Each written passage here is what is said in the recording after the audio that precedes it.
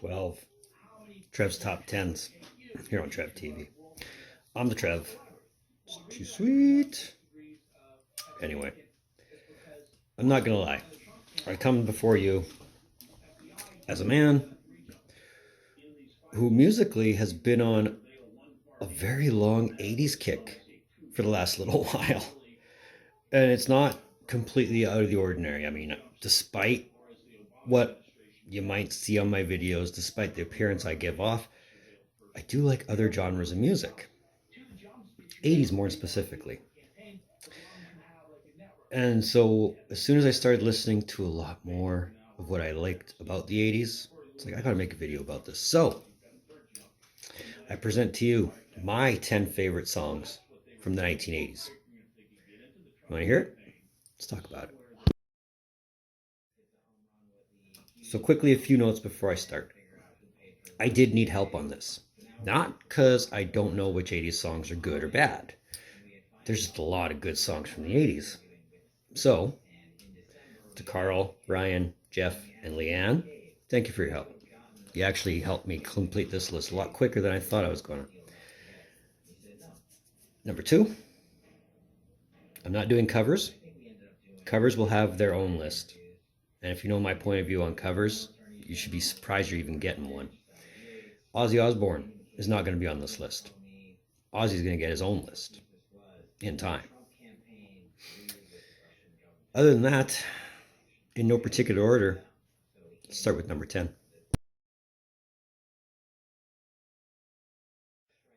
So number 10, we're starting off this list with everybody's. And don't pretend you didn't like it. Don't pretend you don't like it, because deep down inside, you know you do. Everybody's favorite, I Ran So Far Away by Flock of Seagulls. What's not to like about it? The echo effect.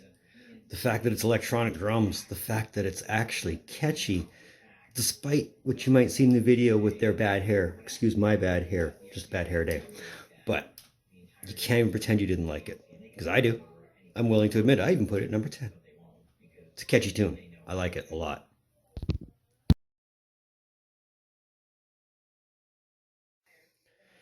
I had a lot of trouble picking just one Duran Duran song because there's so many good Duran Duran songs. Essentially, I went with the song that got them the gig for doing the theme song for James Bond. No, I'm not picking that song. The song's Rio.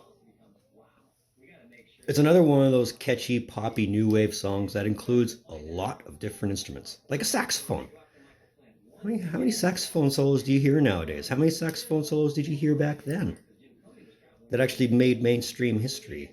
Not so much history, but made it to the mainstream, to the masses, to everybody's ears.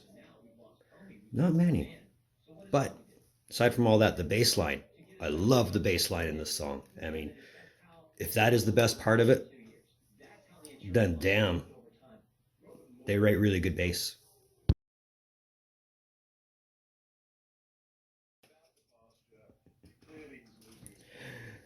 Number 8. Again, another band that, if it wasn't for this song, would have never got a gig doing a James Bond theme song. Take On Me by Aha. I can't decide which I like more about it, the keyboarding or the music video. And that's the thing with the 80s. A lot of good music videos came from songs.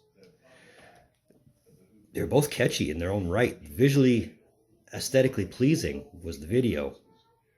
And just the keyboard synthesizer intro and the fact that it went the whole song. There's a lot to like about this song. There's a lot to dissect about this song. But there are other songs that get to be dissected a little bit more. But remember, we're only on number 8.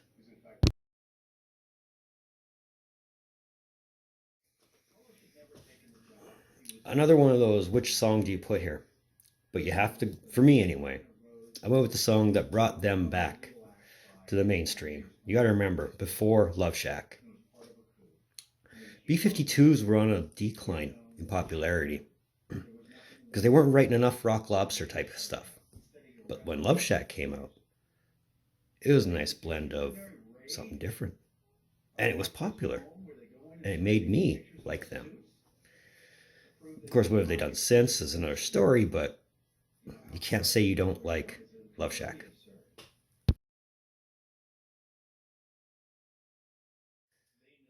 I might catch some heat for this one. Faith by George Michael.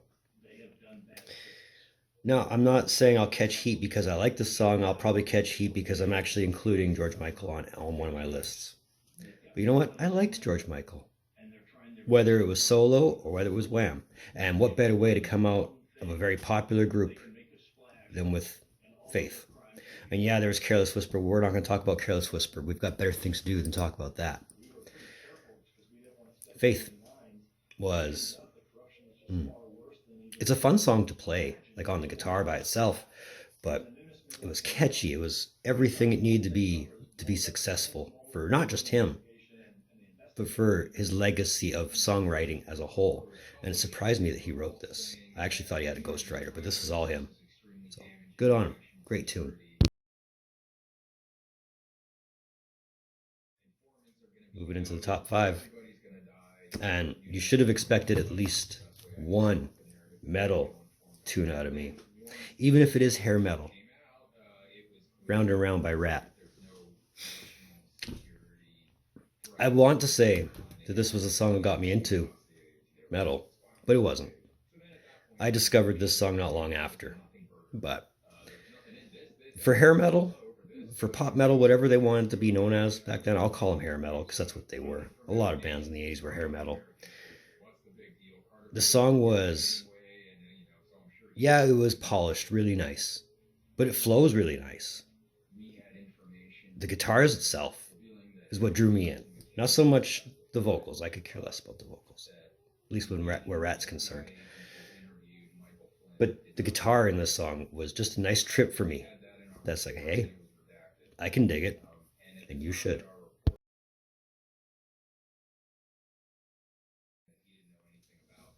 It wouldn't be a Trev's 80s list if I didn't include Billy Idol. Rebel Yell was the first vinyl that I bought. Wasn't handed down to me, wasn't given to me. I bought it. Vinyl. You know what vinyl is.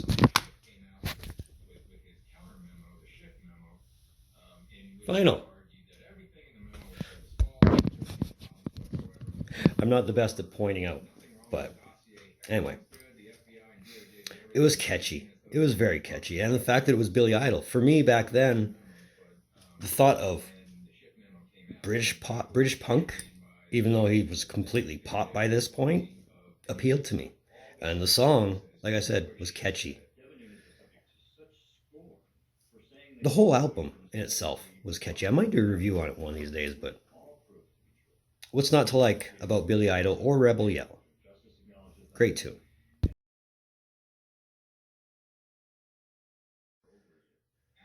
Sticking with hair metal and with metal as a whole, Slice Your Pie by Motley Crue.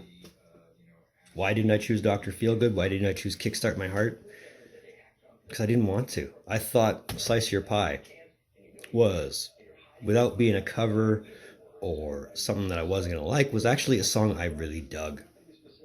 Like, it's a nice slice of, I don't want to call it bluesy metal, but it's very bluesish in the way it was composed. And you can tell it just by looking at it, or just by hearing it. By looking at it, yeah, look at the music. You'll see it.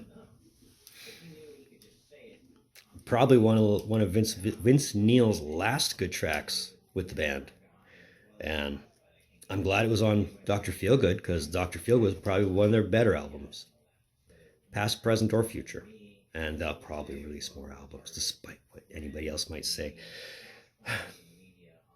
But yeah, it's not the most known Motley Crue song, but it is one of my favorite Motley Crue songs. We'll go with that.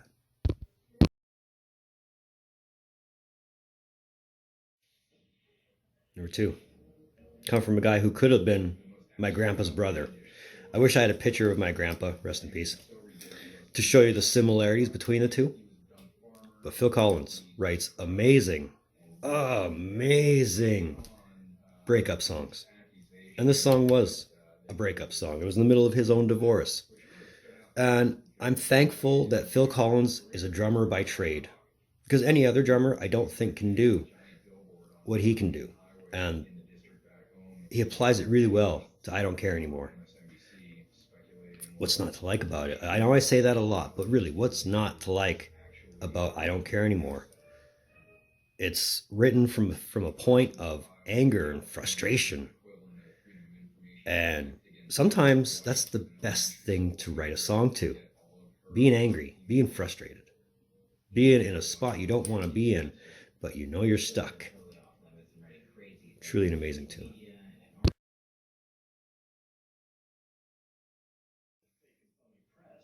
Number 1. And the song that's been stuck in my head for a week. How Soon Is Now by the Smiths. Yeah, I listen to the Smiths. Deal with it. Where to begin? Where to begin? Between Morrissey's lyrics, between Johnny Barr's guitars. I say guitars because that song is layer upon layer upon layer upon layer of guitars. You don't believe me? Dissect it. You got your main riff, you got your slide, you've got little bits here and little bits there. It's a lot of layering going on. But if it weren't for a show called Charmed, I might not have ever discovered this song. So thank you to the ex-girlfriend that introduced me to Charmed, because I just can't get enough of this song. Lyrically, the song paints itself, being the sun and the air of nothing in particular. It's definitely one of those ones where it's like, it has really no particular meaning, but it could mean everything if you interpret it right. Probably my favorite tune from the 80s. I shit you not. So that's episode 12 of Trev's Top 10s here on Trev TV. I want to thank you for tuning in. Your viewership means so much to me. And don't think I don't appreciate the gesture of you tuning in, especially if you're here. It means you made it. It means I made it. It means we both made it. So it's not a bad thing. If you want to see me do more lists like this, I'm already writing one up for the 90s. I might do one for the 2000s.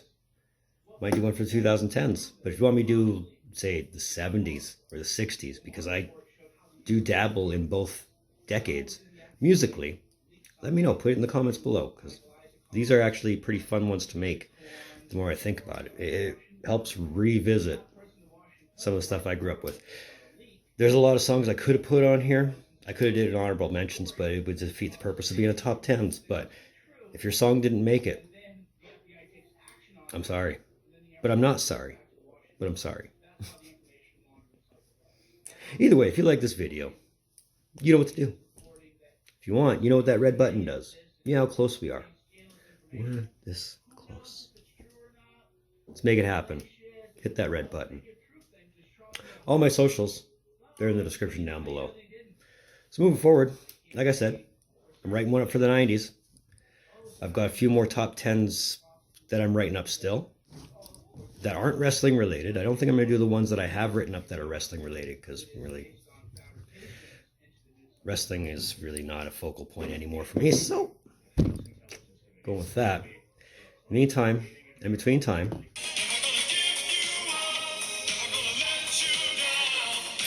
you have been rickrolled. Later.